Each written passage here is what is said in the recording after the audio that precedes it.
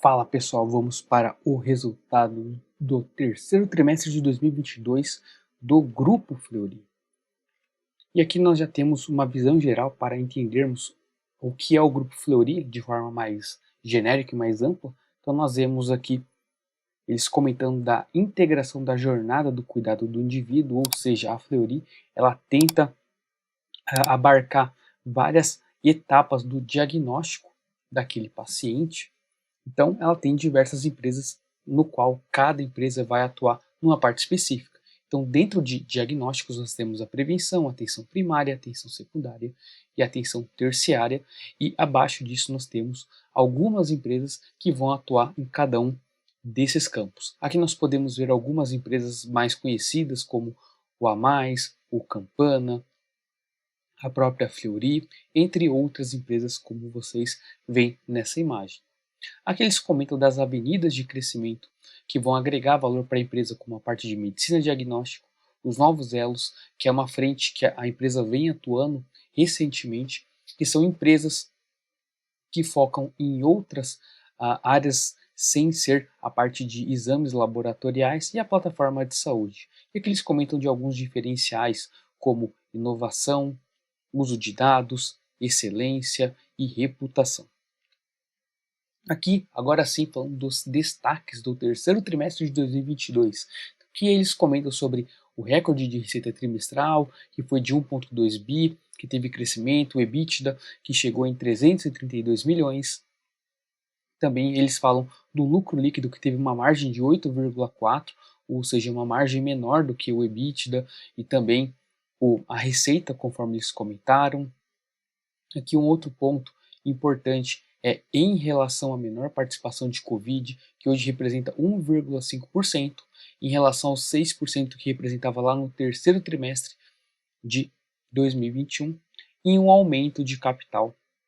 Esse aumento de capital vem justamente pela fusão ali, pela aquisição da Hermes Pardini. Então, a empresa teve que fazer uma subscrição para honrar parte do pagamento da Hermes Pardini. Aqui eles comentam que eles têm essas duas frentes, tanto de M&A como orgânico. Hoje a empresa vem focando bastante no M&A, tanto que ela vem fazendo diversas aquisições, se nós pegarmos o período de 2019 até o período atual, mas também tem a parte de orgânico, que é justamente o desenvolvimento das empresas que estão no grupo da Fleury.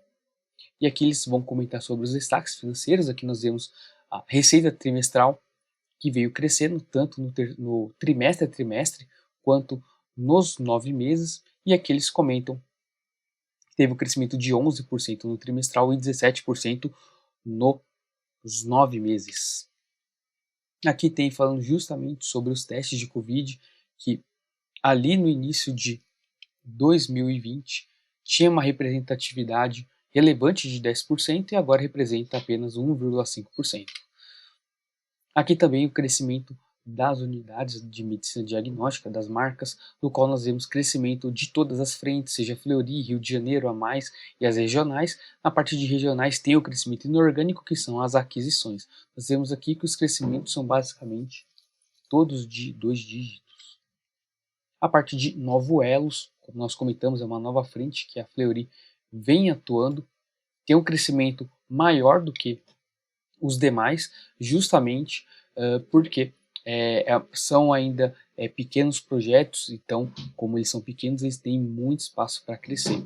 Nós vemos aqui que as receitas em relação às outras frentes ainda são bem pequenas. Nós vemos aqui um crescimento de receita sendo que atualmente de 88 milhões, né? Se nós compararmos com a empresa que hoje vem dando 1,2 bi de receita, 88 milhões ainda está bem abaixo. Aqui o lucro bruto, que eles vêm comentando que também teve um aumento de 9% entre trimestres e 12% nos 9 meses. E aqui acho que foi um ponto positivo, foi a diluição de despesas. Esse é um ponto que vinha batendo também na Fleury, assim como os custos. Os custos eles ficaram controlados, mais ou menos, cresceu junto com a receita, mas as despesas teve um controle melhor. Isso é positivo para a empresa, pois mostra aí uma eficiência operacional. E o EBITDA veio batendo recorde de 332 milhões, como nós comentamos ali em cima. O ponto mesmo que bateu na empresa, foi o lucro líquido, né, que acabou tendo um decréscimo nos últimos 9 meses, mas no trimestral ela subiu, né, 0,13, ficando mais ou menos em linha, e aí nós precisamos entender onde foi o impacto. Como o EBITDA ele veio crescendo, mas quando chegou no lucro líquido nós tivemos essa queda expressiva, provavelmente foi nas despesas financeiras. Aí nós temos que olhar o resultado financeiro, nós podemos olhar aqui nos resultados que a empresa divulgou. Aqui nós temos a imagem da DRE, já com alguns destaques.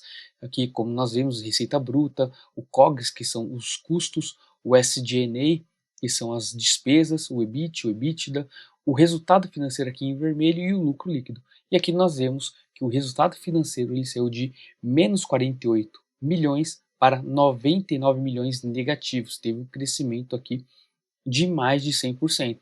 E logo, isso acaba impactando, acaba trazendo o resultado líquido, o lucro líquido para baixo. Então, o principal item que causou esse lucro líquido da empresa num patamar aquém é justamente pelas despesas financeiras. Isso justifica pelo aumento de juros, aumento da taxa Selic, que também acaba aumentando o CDI e faz com que a dívida da empresa se torne mais onerosa, ela tenha que pagar mais juros pela dívida que ela já tem. Isso faz com que o resultado acabe sendo prejudicado.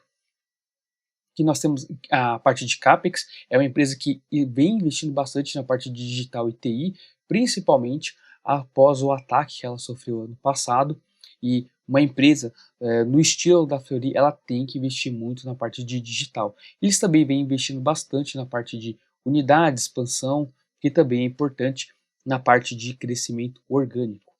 O geração de caixa, esse é um item bem interessante que a empresa mostra, que é o fluxo de caixa operacional, e ela mostra aí o quanto que a empresa vem crescendo. Aqui não tem esse dado, mas se olharem ali no resultado da empresa, no documento do release, ela mostra a conversão de fluxo de caixa, de EBITDA, na verdade, para fluxo de caixa, no qual a gente consegue ver o quanto do EBITDA de fato virou fluxo de caixa operacional. E aqui nós vemos esse crescimento, apesar dessa queda aqui entre 2021 e 2022. Aqui nós temos a dívida da empresa se mantém bem controlada, então isso é um ponto importante. Quando nós alinhamos ali com as despesas financeiras, isso mostra que a empresa não vem tomando mais dívida, ela está num patamar bem tranquilo, 1,8, 1,7 vezes EBITDA, esse 3 vezes é meio que o padrão de mercado, então está bem tranquilo. Assim, o que nós vemos aqui, provavelmente quando a taxa de juros do Brasil ela acabar caindo, as despesas vão onerar menos o resultado e trazer aí um resultado líquido, um lucro líquido para a empresa muito maior. Então é questão de esperar ali provavelmente em 2023, ali no meio de 2023, nós já começamos a ver alguns resultados mais positivos para a companhia. Eles comentam um pouco do ROIC e o Net Promote Score, o NPS. Nós vemos aqui que o ROIC ele acabou caindo um pouco, e o Net Promote Score, que é um marcador bem interessante para ver a qualidade que os clientes eles percebem em relação à empresa, vem subindo. Então isso é um ponto positivo, mostra maior satisfação dos pacientes que utilizam serviços da Fleury. E aqui basicamente encerra os slides do que a Fleury vinha mostrando, e aqui nós temos um entendimento mais ou menos do que seria o resultado da companhia, o resultado da Fleury.